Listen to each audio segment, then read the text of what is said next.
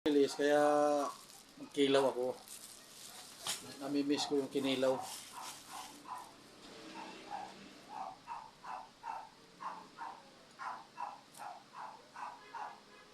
Tulan natin ng ulo. Yan ang unang proseso niyan. Putol ulo.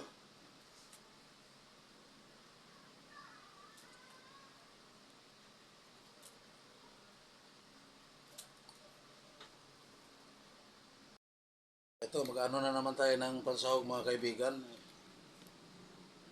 Sili, kalamansi, 10 piraso, saka luya, 2 sibuyas, 3 kamatis. Ayan, yan lang ang isasahog ko dyan sa kinilaw pag ako nagkilaw kasi ako lang naman eh.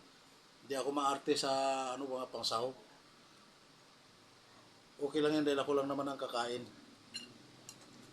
Ito pinaluto ko na sa luluto na ito sa suka. Lagyan ko pa sana ng pipino.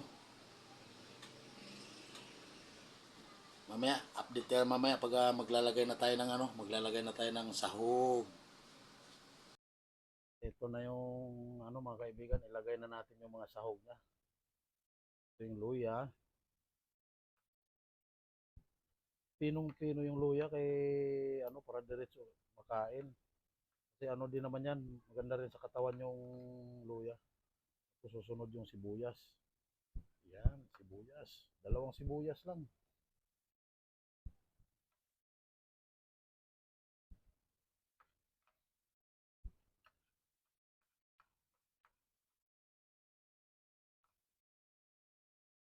Sunod-sunod lang yan mga kaibigan. Parang natatakam na nga ako eh. Oh. Pusili.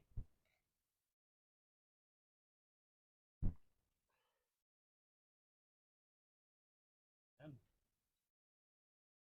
Ganda kasi pag maraming sili mga kaibigan, feel na feel mo na kinilaw talaga. Tapos ito naman kamatis, yan. Yan.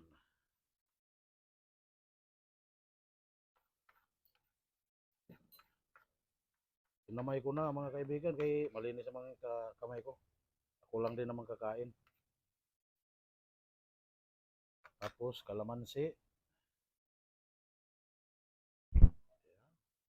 Swabe na ito.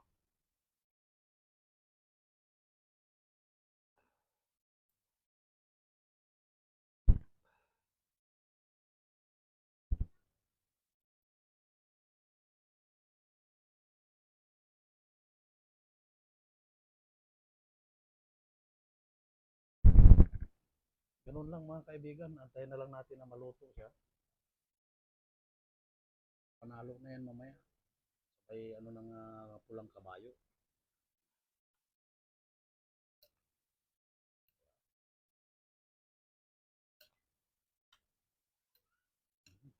Malun pa isa. Yung iba naman, pag gumawa ng kinilaw, mga kaibigan, is tinatanggal nila yung tinik. Ako hindi ko na tinatanggal ang tinik kasi maliliit na naman tinik nito.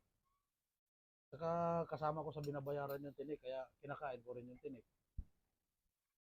Yan, hanggang dito na lang. Salamat sa inyong pagpanood sa paano ako gumawa ng kinilaw na dilis.